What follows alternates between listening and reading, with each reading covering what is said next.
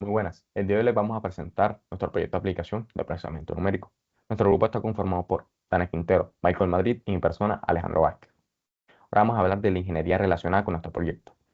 El foco principal es el diseño eléctrico, una de las ramas de la ingeniería eléctrica, que nos permite cuantificar, dimensionar y distribuir correctamente los elementos dentro de una instalación eléctrica domiciliaria.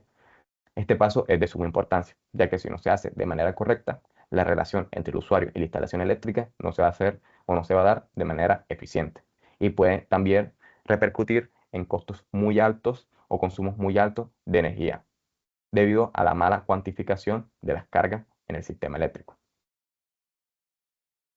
El aspecto que vamos a tratar principalmente es la variación de iluminancia con respecto a la distancia que se está haciendo de un foco de iluminación particular o un bombillo, por ejemplo.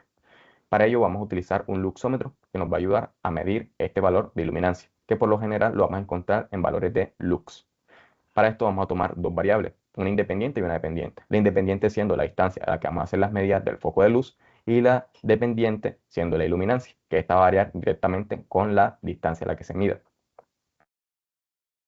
Profundizando un poco más el concepto de iluminancia, tenemos que es la cantidad de luz visible que incide sobre un área o superficie particular. Esta va a ser medida en lux y tiene como ecuación la que vemos aquí. Y vemos que está escrita con una letra E mayúscula. Entonces, E mayúscula va a ser igual a I, que es la intensidad luminosa, por lo general en lúmenes o candela, sobre la distancia al cuadrado, que está medida en metros. Vemos cómo la iluminancia incrementa con el inverso del cuadrado de la distancia. Entonces, a menor distancia, la iluminancia va a incrementar exponencialmente. La línea de investigación que estamos tratando principalmente es la instrumentación fotométrica y la eficiencia energética.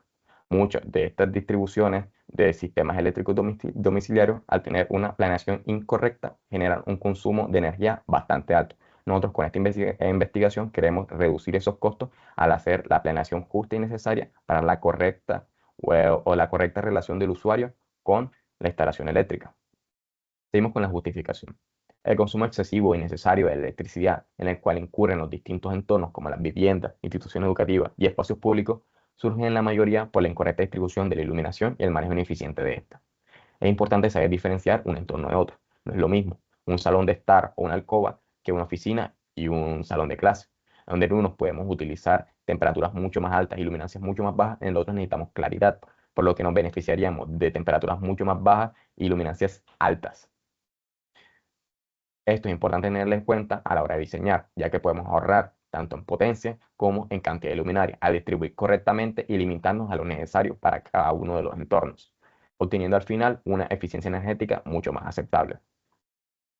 Para este experimento, los materiales que utilizamos fueron un luxómetro, en una aplicación de luxómetro en nuestro dispositivo móvil, una luz empotrable Philips de 12 vatios, 900 lúmenes y una temperatura neutra de 4000 Kelvin, una regla de un metro, una superficie plana y oscura, un cuarto lo más oscuro posible para obtener los datos más precisos que podamos, y un soporte que nos permitía tener la luz empotrable y la regla en unas posiciones fijas. Teníamos también una computadora que nos permitía obtener los datos de iluminancia y de distancia. Los datos los representamos en la siguiente tabla, donde podemos ver cómo va reduciendo la distancia desde 1 metro hasta 10 centímetros y cómo van cambiando los valores de iluminancia respectivamente. Bueno, ahora vamos con el apartado del código y del análisis de los datos que nos resuelve. Partiendo de la aplicación e implementación de cada una de las fórmulas y de las funciones requeridas para obtener los resultados esperados y las gráficas en cuestión para los datos experimentales. Eh, en este caso voy a explicar brevemente la estructura del código, me enfocaré más que todo en el análisis. Pues voy a mostrarlo brevemente con respecto a las librerías, las funciones, que nos dejamos guiar en el aspecto de la regresión lineal y polinomial por el método de los mínimos cuadrados para un mayor ajuste en estos dos modelos y cada una de las funciones que se utilizaron. Corremos el código.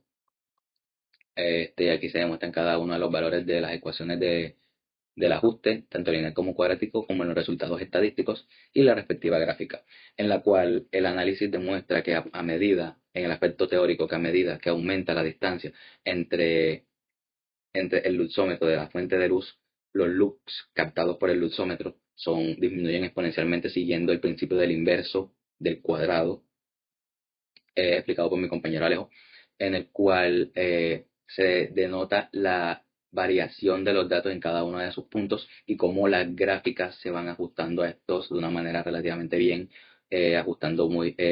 siguiendo una buena correlación entre la variable dependiente e independiente, siguiendo la regresión lineal y la regresión polinomial de grado 2.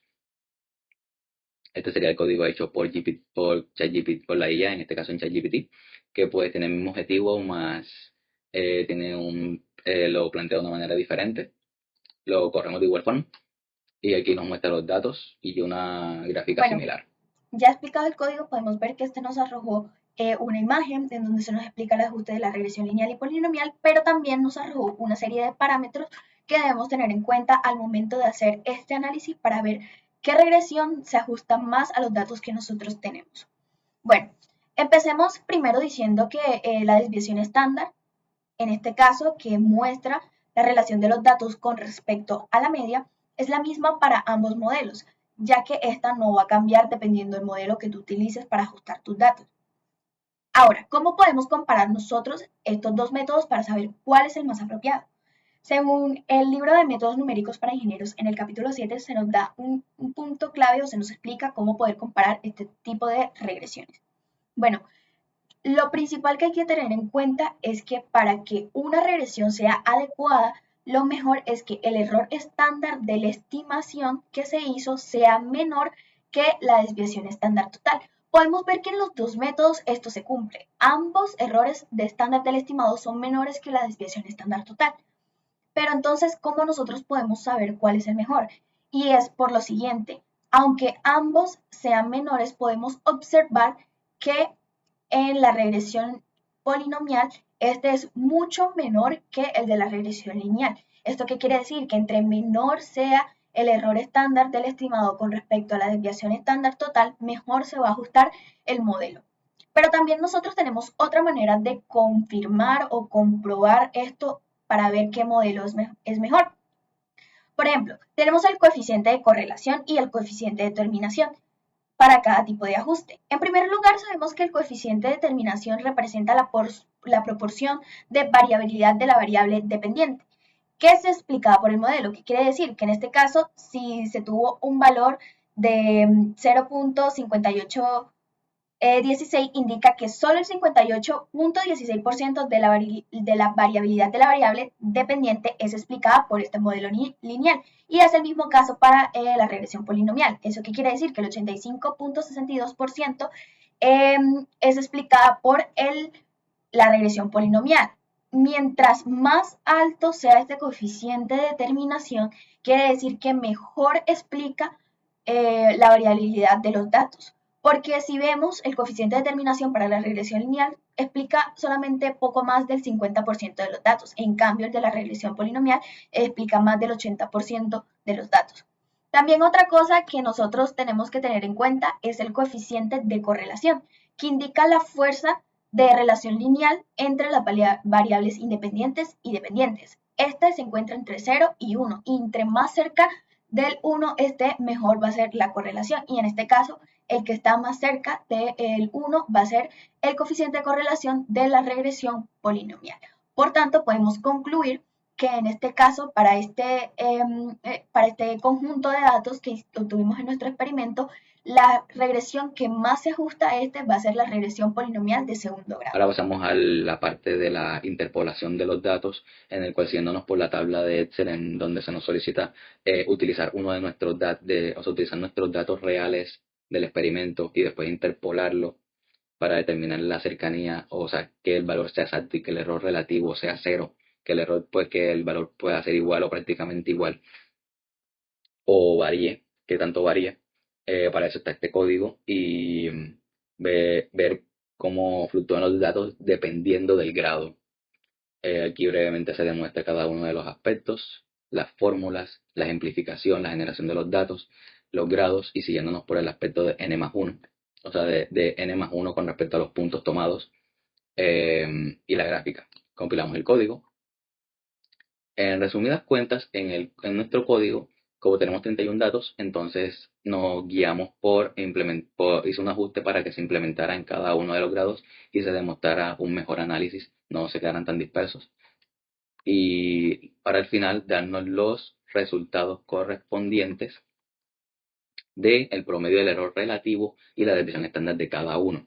En este caso, el grado que mejor describe los datos es el grado 2, dado que pues el que tiene un error relativo de 0 y desviación estándar de 0, al igual que el grado 4, pero por un margen más pequeño. En donde en esta gráfica se demuestra la interpolación de los datos experimentales con respecto a la interpolación de grado 1 y las demás, donde siempre mantienen el mismo ajuste, es decir, que no fluctuaron mucho en los valores, y siguen una buena correlación entre la variable dependiente e independiente.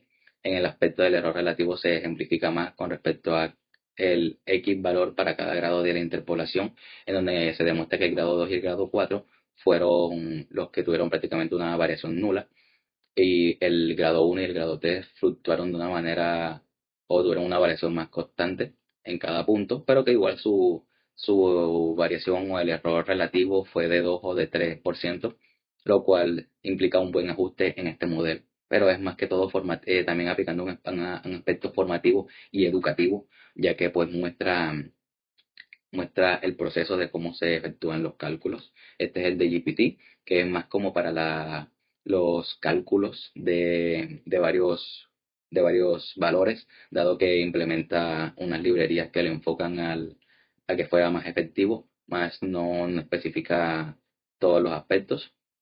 Aquí demuestra también cómo los grados 1, 2, 3 y 4 tuvieron un menor dispersión, y el error relativo con respecto al grado significa que todos variaron menos en el grado 1, 2 y 3, excepto en el 4, en el cual la dispersión fluctuó un poco, pero implicaría que en ambos modelos los datos fueron muy precisos. Bueno, ahora vamos a continuar con el análisis de datos para el polinomio de Lagrange y ver cuál grado se ajusta mejor a los datos que nosotros tenemos.